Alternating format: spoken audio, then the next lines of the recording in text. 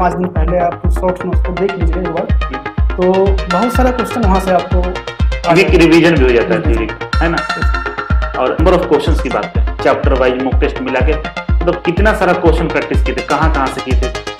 जो previous year question था, कितना ज्यादा प्रीवियस ईयर क्वेश्चन सबको मैं प्रैक्टिस करता। एक बार आपने क्वेश्चन को पढ़ा, ठीक है, मान लीजिए डीएमआरसी का पहला सेट आपने लगाया, इसरो का पहला सेट लगा लिया, उस सेट को दोबारा और कितने बार प्रैक्टिस किया था? मतलब पेंसिल लगता था या फिर कलर से कलर कर देता था, मतलब उसके बाद उसको मैं फिर से रिवीजन करने के लिए दोबारा जाता था। इसी को हम लोग बोलते हैं स्मार्ट स्टडी। मैं पूरी अच्छा बन गया था। इस कारण से मेरा क्वेश्चन यदि डाउट क्वेश्चन का बहुत ही कम था, तो इतना था मैं उसे काउंट नहीं किया हूँ, फिर मुझे तो 1000 का हिसाब से काउंट तो नहीं होगा, लेकिन कितने बार कर लिया होंगे प्रैक्टिस? सर बच्चों का ये रहता कि सर हम IIT बेकार है, नहीं करना चाहिए। आपके हिसाब से IIT कैसा है? बिल्कुल बिल्कुल। अभी तक आपने कितना मतलब इस तरह के कितने संस्थानों का एग्जाम दिया था, कितना अटेम्प्ट दिए हैं एग्जाम? क्या कारण था कि आप IIT के फील्ड में ही आ गए? फेल हुए, मेरिट लिस्ट में नाम नहीं है, तो कैसा फील हो रहा था, क्या लग रहा था कि? नमस्कार, मैं अभिषेक राज, CEO फाउंडर EasyWay ग्लोबल। दोस्तों मेरे साथ EasyWay के सिलेक्टेड स्टूडेंट हैं जिन्होंने इधर हाल फिलहाल में सेल में सिलेक्शन इनका हुआ है, और ये मेरे साथ आज इनकी कहानी हम जानने के लिए बुलाए हैं। और आप लोगों ने भी कमेंट किया था सोशल मीडिया पे कि सर जो बच्चे सिलेक्शन लेते हैं उनकी कहानी उनके सामने लाकर पूछा करो, थोड़ा हम भी मोटिवेट होंगे। ठीक है, तो ऐसे ही कहानी बताने के लिए हम आज रोहित जी के साथ बैठे हुए हैं, और इनका सिलेक्शन सेल में हुआ है। सेल एक PSU कंपनी है और महारत्ना कंपनी है। आप लोग जानते होंगे कि महारत्ना कंपनी में अगर आपको नौकरी मिलता है तो बहुत सारी सुविधाओं के साथ एक बढ़िया करियर अपॉर्चुनिटी भी है। ठीक है, सैलरी भी बहुत अच्छा मिलता है। तो चलिए शुरुआत करेंगे। सबसे पहले रोहित जी, वेलकम है आपको इस यूट्यूब चैनल पर। तो पढ़ने के दौरान हमको बताइए कि क्या मतलब फोकस कहाँ था? थ्योरी में फोकस था या क्वेश्चन प्रैक्टिस में फोकस? शुरुआत में सर मैं थ्योरी पर ज़्यादा फोकस किया हूँ, पहले सिलेबस कंप्लीट किया पूरा, उसके बाद मैं प्रैक्टिस पे ज़्यादा फोकस किया। प्रैक्टिस, क्वेश्चन प्रैक्टिस, मतलब ये है कि एक बार थ्योरी को पढ़ लीजिए अच्छे से, ढंग से, अच्छे से, इसके बाद क्वेश्चन का प्रैक्टिस करना ज़्यादा इंपॉर्टेंट है। पूरा सिलेबस सर अच्छे से आप कवर कीजिए एक बार, कम से कम पूरा। जब से आप कंफर्म हो जाएं कि नहीं मेरा सिलेबस पूरा कंफर्म हो चुका है, तो आप प्रैक्टिस पे जाइए, क्वेश्चन प्रैक्टिस पे। तो ये थोड़ा सा एक चीज और जानना चाहेंगे, शॉर्ट नोट्स बनाते थे क्या? जैसे सर पढ़ाए, नोट्स दिए आपको, नोट्स लिखवा भी रहते क्लासरूम में, इसके अलावा आपका खुद का भी नोट्स ऐसा रेडी किए थे क्या, शॉर्ट नोट्स टाइप का? सर शुरुआत में तो नहीं किया था, लेकिन जब एग्जाम देने के लिए फर्स्ट एग्जाम दिए थे तो मुझे लगा था कि नहीं बनाना चाहिए, उसके बाद हम बनाए थे। सुन लीजिए, हम पहले से ही बोलते हैं कि शॉर्ट नोट्स बनाना है आप लोग, ठीक है? तो उससे फायदा क्या होता है? सर उससे फायदा होता है कि आपको जब एग्जाम देना है तो उससे 3 से 4 या 5 दिन पहले आप शॉर्ट नोट्स को देख लीजिए एक बार, तो बहुत सारा क्वेश्चन वहां से आपको एक रिवीजन भी हो जाता है थ्योरी का, है ना? सर। और अच्छा ये बताइए कि जैसे कि नंबर ऑफ क्वेश्चंस की बात करें, चैप्टर वाइज मॉक टेस्ट मिला के मतलब कितना सारा क्वेश्चन प्रैक्टिस किए थे, कहाँ से किए थे, थोड़ा बताइए।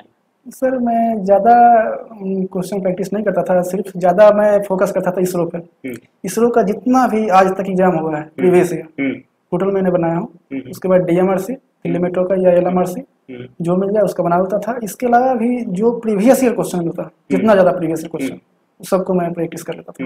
EasyWay का जो क्वेश्चन मिला, हाँ यहाँ से मिला था, प्रीवियस ईयर ही मिला था हमको, बहुत ज्यादा मिला था प्रीवियस ईयर। उस समय तो हम लोग को ऑनलाइन टेस्ट भी नहीं था, आप दे दिए हैं। तो इसमें सब ऑनलाइन टेस्ट में सुन लीजिए, आप लोगों को मैं बताता हूँ कि जितने भी प्रीवियस ईयर है अभी तक का ऑनलाइन प्रैक्टिस सेट जो क्वेश्चंस बैंक हम लोग का 5000 उसमें सब डाल दिए, जैसा कि आप बता रहे प्रीवियस ईयर, तो सब डाल दिए।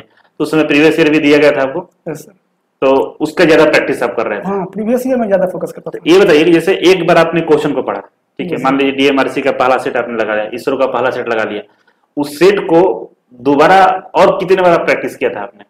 सर मैं दोबारा पूरा सेट को मैंने लगाता था, उससे जो क्वेश्चन हमसे नहीं बना, गलत हो गया, उसको मैंने एक टिक कर लगाता था, ये क्वेश्चन को हमको देखना है, रिवीजन करना है। बिल्कुल यही तरीका ही होता है। उसको मतलब मैंने लगा दिया, मतलब एक पेंसिल लगता था या फिर कलर, उससे कलर कर देता था, मतलब उसके बाद उसको मैं फिर से रिवीजन करने के लिए दोबारा आ जाता था। इसी को हम लोग बोलते हैं स्मार्ट स्टडी। शुरू में आपको सेमिनार में भी हम बताते हैं कि भाई प्रॉब्लम को भी बनाइए, जो क्वेश्चन एक बार में सही हो गया वो जिंदगी भर सही होगा, कोई दिक्कत नहीं है, जो गलत हुआ है वो हमेशा गलत होगा, है ना?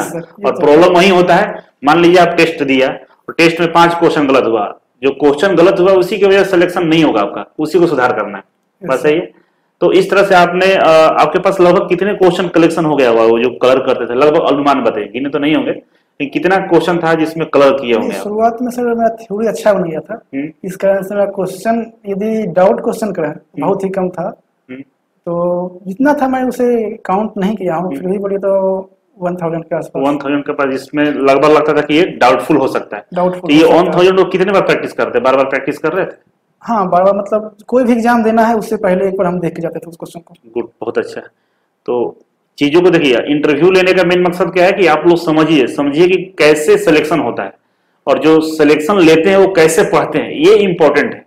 और दुनिया में सफल होने का हमको लगता है कि एकमात्र उपाय है कि जो लोग सफल हुए ना, वो जैसे जैसे करते हैं वैसे हम भी करेंगे तो सिलेक्शन हो जाएगा।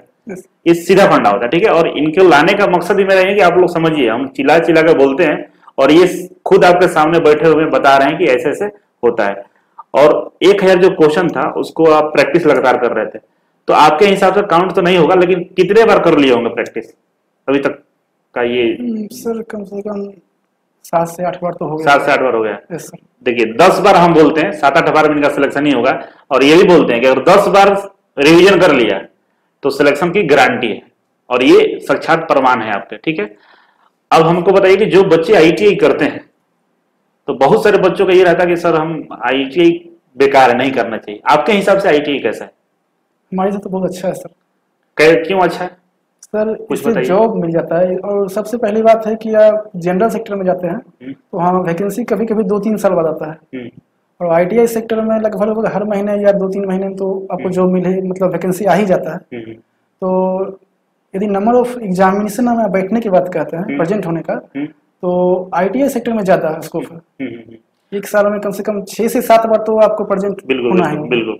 अभी तक आपने कितना मतलब इस तरह के कितने संस्थानों का एग्जाम दिया, मतलब कितना अटेम्प्ट दिए हैं ITI का एग्जाम? सर हमारा लगभग 15 हो गया होगा। 15 हो गया होगा, जिसमें कौन कौन से संस्थानों में आपका मतलब चांस बना नौकरी का? सर फर्स्ट तो IOCL का, इसमें रिटर्न हो गया था? रिटर्न हो गया था, SPT टेस्ट भी हो गया था, फाइनल मेरिट में बाहर था। और इसके बाद NMDC कर्नाटका। हाँ, अभी तो उसका शायद होने वाला है, हो गया है? नहीं, अभी नहीं हुआ, पेंडिंग है। पेंडिंग है। DRDO के बारे में बताइए। DRDO में फाइनल मेरिट लिस्ट में बाहर रहा हूँ। फाइनल में बाहर रहे हैं। तो आप, हमें लगता है कि जिद्दी टाइप के, हार मानने वाले नहीं है, इस तरह से आपका नेचर है कि नहीं, मतलब लेना है जॉब? घर से ये बोल रहे थे कि नहीं, तैयारी करना है, तो सपोर्ट मिल रहा था, तो फिर हम क्यों पीछे जाते हैं। गुड, बहुत अच्छा। जैसा कि शुरू में जैसे आपके थोड़ा सा हम जान रहे थे, हमको बताया आपने कि नॉन टेक्निकल में भी थोड़ा सा आपने प्रयास किया था। तो नॉन टेक्निकल जब प्रयास करते, इधर कैसे मूव कर गए? क्या कारण था कि आप ITI के फील्ड में ही आ गए? सर उधर लॉकडाउन के समय वैकेंसी नहीं आ रहा था, तो मैंने देखा खाली टाइम में इधर मूवमेंट कर जाता है। अच्छा अच्छा। तो टेक्निकल सेक्टर में मूव किया हूँ। तो मतलब जैसे नॉन, अगर कंपेयर किया जाए, क्योंकि आपने उधर भी तैयारी किया, इधर भी तैयारी किया, तो दोनों में से आसान कौन सा है? सर आसान टेक्निकल है, मतलब टेक्निकल फील्ड वाला ही आसान है। आप एक बार पढ़ाई कर लिए तो टेक्निकल आसान है। हमारा 12 फीटर था। हाँ। इसका 10th और 12th से कोई मतलब मेल ही नहीं है। हाँ। अलग है थोड़ा सा, तो ये थोड़ा सा था कि जाना थोड़ा सा हार्ड होगा हमारे लिए, क्योंकि इससे पहले हम पढ़ाई कभी नहीं किए फीटर का। लेकिन आने के बाद लगा कि नहीं, तो बहुत हार्ड नहीं है, थोड़ा सा बस हार्ड है। एक बार यदि पढ़ाई कर लेते हैं तो फिर नॉर्मल है। मतलब उधर से आसान है? हाँ, उधर से आसान है। गुड। अब बताइए, जो बच्चे तैयारी कर रहे हैं तो उनके लिए थोड़ा सा आप एक मैसेज दीजिए कि मतलब किस तरह से तैयारी करना चाहिए, उनको क्या करना चाहिए? सबसे पहले तो मैं ये कहूँगा, आप जिस भी सेक्टर का आप तैयारी कर रहे हैं उसका सिलेबस को डिटेल से अध्ययन कीजिए, उसका सिलेबस क्या है, और सिलेबस के अनुसार तैयारी कीजिए और प्रॉपर तैयारी कीजिए। ऐसा नहीं कि सिर्फ मैंने टेक्निकल को देखा, नॉन टेक छोड़ दिया। पूरे सिलेबस को देखिए, और पूरा सिलेबस के अनुसार जब तक आप तैयारी नहीं कीजिएगा तब तक एग्जाम नहीं निकलेगा। तो मतलब पूरे सिलेबस को पढ़ना होगा, जो भी आप सेक्टर का तैयारी करें पूरा सिलेबस ही कवर करिए। आपका एम क्या था बचपन का? सर बचपन का तो कोई एम नहीं लेके चला था, लेकिन अभी इधर का मैं जब ITI किया था और उसके बाद गवर्नमेंट सेक्टर में आया, तो मैंने देखा था कि मतलब ऑर्डिनेंस फैक्ट्री का बहुत बड़ा वैकेंसी आया था। मुझे लगा था कि दोबारा फिर से आएगा, तो मैं सोचा था कि ऑर्डिनेंस फैक्ट्री में जाना है, लेकिन उसका वैकेंसी आज तक नहीं आया फिर वापस। अब आएगा भी नहीं बच्चों। ऑडियंस फैक्ट्री अगर आप सपना देख रहे हैं तो अब थोड़ा सा नवीकरण हो गया है, तो उसमें वैकेंसी जो भी आएगी कॉन्ट्रैक्ट बेस पे ही रहेगा। तो ये आपका सपना था, ठीक है। तो आप जो अभी ये जो सिलेक्शन हुआ है, इस सिलेक्शन में किन किन लोगों का आप योगदान मानते हैं आपको यहाँ तक पहुंचाने में? मतलब हम ये पूछना चाह रहे हैं कि घर परिवार में भी ऐसे कुछ लोग होंगे जिनको आप जानते होंगे, ठीक है, जिन्होंने आपको इस सेक्टर में आने के लिए मोटिवेट किया होगा, इसके अलावा आपने ईजीवे कोचिंग आया, यहाँ के भी सर लोग हैं जो आप किए होंगे, तो मतलब तमाम लोगों का आपका सहयोग रहा आगे बढ़ाने में। तो कौन कौन से लोग हैं जो आपको ये प्रेरित किए कि नहीं करते रहो, नहीं तो डिस्टर्ब हो जाएगा? सर 2020 में आया तो सबसे पहले तो मैं भैया को देख मोटिवेट हुआ। भैया? हाँ, क्योंकि उनका जॉब हुआ है बिहार बिजली विभाग में, एसबी में। अच्छा, तो स्विच बोर्ड ऑपरेटर है? स्विच बोर्ड ऑपरेटर है।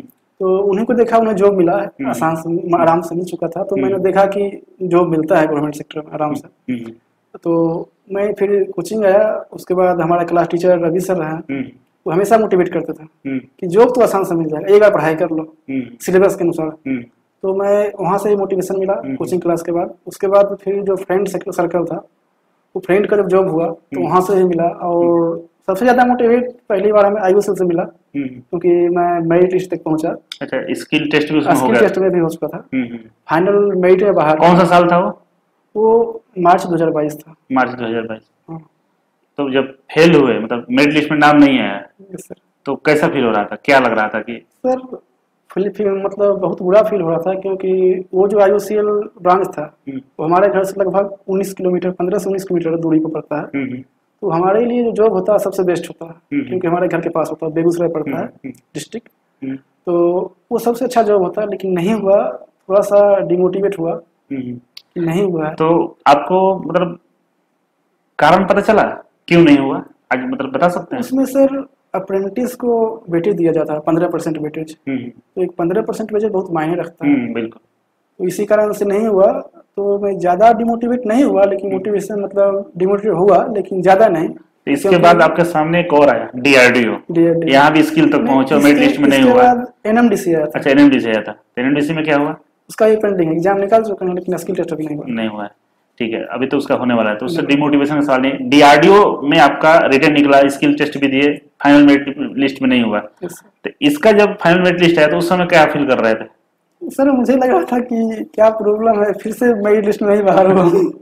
तो लगातार जो सफलता मिल रहा था, इससे नहीं हो रहा था कुछ अंदर से कि भाई छोड़ दें, पढ़े, क्या हो रहा है, मतलब जिंदगी में क्या होगा, ऐसा कुछ नहीं हो रहा था? नहीं, मुझे लगा था कि अभी एक एग्जाम निकला हुआ है NMDC का, इसे भी देख लेते हैं। अच्छा, देख लेते हैं। इसे ही मेरिट में बाहर हुआ। स्किल टेस्ट में तो सवाल ही नहीं होता बाहर होने का, क्योंकि पहले ही 2 स्किल टेस्ट दे चुका हूँ। तो जो नॉर्मल बेसिक होता है, क्वालिफाइंग नेचर, तो स्किल टेस्ट में बाहर नहीं होता। यदि मेरिट लिस्ट में बाहर होता तो ज्यादा डिमोटिवेट होता। देखिए, हमारे सामने रोहित जी हैं और EGV का स्टूडेंट हैं, और देख रहे हैं कि इतनी असफलता मिलते गया, लेकिन इन्होंने मतलब डिमोटिवेट हुए, लेकिन अपने आप को फिर से रिगेन किया और आज सिलेक्शन ले चुके हैं और PSU में लिए हैं, जहां मतलब बहुत सारे बच्चे सोच ही नहीं पाते हैं। उनको लगता है कि रिटन एग्जाम देना है, फिर स्किल टेस्ट देंगे, फिर ये होगा वो होगा, बाकी तमाम उलझनों से कंप्लीट कर लिए हैं और इनका फाइनली सेल में इनका सिलेक्शन हो गया। ठीक है, अब लास्ट सवाल है कि सिलेक्शन हो गया, सब चीज हो गया, अब जो हमारे बच्चे हैं EGV क्लासेस हैं, इसके EGV के बारे में थोड़ा बहुत हम आपसे सुनना चाहेंगे। क्या है आपकी जिंदगी का? EGV ITI सेक्टर का बेस्ट कोचिंग है, बेस्ट कोचिंग संस्थान। और मैं यहाँ पे देखा हूँ, बहुत सारे मेरे दोस्त हैं, उनका जॉब हुआ है, और ये रियलिटी में होता है। ऐसा नहीं कि यहाँ कहीं से कोई बच्चे लाकर फिर उनका पोस्टर लगा दिया जाता है। तो हमारे फ्रेंड सर्कल रहे हैं, तो उनका बहुत सारे बच्चे का जॉब हुआ है। तो मैं देखा हूँ कि यहाँ से बहुत ज़्यादा मात्रा में बच्चे निकलते हैं। ऐसे आने का तो बहुत बच्चे आते हैं। कुछ बच्चे आए थे जो 3 दिन 4 दिन क्लास किए फिर वापस लौट गए, उनका तो कंसीडर नहीं किया जाता है। लेकिन जो बच्चे पूरा सिलेबस की तैयारी किए, तो कहीं ना कहीं उनका जॉब हुआ है, एग्जाम निकला है। बिल्कुल बिल्कुल सही बोल। देखिए, जो ITI के बच्चे ना, तो थोड़ा सा उनमें क्या होता है ना कि मेंटली वो बहुत चीज नहीं जानते, तो उनको लगता है कि अरे यहाँ कष्ट हो रहा है, तो भाई कहीं रहो तो कष्ट होगा, है ना, घर तो अपना है नहीं। पढ़ाई यहाँ का स्टैंडर्ड क्लास का A1 क्लास का है, जैसा कि आप भी जानते होंगे कि भाई यहाँ अगर आप आते हैं तो हर स्टेज पे लोग मोटिवेट करने वाले हैं। आपको पढ़ने से अलावा रहना, मतलब हर तरह से आपको यहाँ पे गाइड किया जाता है। तो फाइनली चलिए, बाकी हम कोचिंग को प्रचार करना उद्देश्य नहीं था, फिर भी हमारे स्टूडेंट हैं, सिलेक्शन हुआ है, तो हमारा भी एक ये है कि भाई हम अच्छे हैं, हम अच्छे पढ़ाते हैं, हमारा अच्छा कोचिंग, आप लोग आ सकते हैं। तो फिर कभी मिलेंगे, ठीक है ना, और सिलेक्शन लीजिए, शुभकामना है जिंदगी के लिए आपका। NMDC आपका, और भी कोई एग्जाम बता रहे थे आप? सेल भिलाई। हाँ, सेल भिलाई भी है, तो छोड़ना नहीं है, सबका एग्जाम देते रहना है। तो रिटर्न तो लगातार निकाल रहे हैं, और बहुत सारे तो स्किल भी निकाल चुके हैं आप, तो कहना ही नहीं है। और ये ऐसे नहीं थे पहले, सच्चाई है रोहित जी कि 2020 से पहले ऐसे नहीं थे कि भाई इनका कोई भी एग्जाम दे निकल गया, लेकिन अपने आप को इन्होंने बनाया है ऐसा। और ये बनाने के पीछे जो ये कैमरे पर आपका जो चेहरा दिख रहा है ना, इसके पीछे जो संघर्ष की हुआ है, उस संघर्ष को आपको ये कैमरे में नहीं दिखाया जा, मतलब नहीं देख सकते हम लोग, है ना, दिखाया जा सकता है। तो संघर्ष की कहानी वो अलग ही है, ठीक है ना। और जो अभी दिख रहा है ये उसका परिणाम दिख रहा है आपको। तो आपको भी जिंदगी में कुछ बनना है तो संघर्ष कीजिए, उस रास्ते को ना अपनाइए, उस टाइम टेबल को अपनाइए जिसके थ्रू आप सक्सेस, सफलता को पा सकते हैं। चलिए बहुत बहुत धन्यवाद आने के लिए, और फिर मिलेंगे।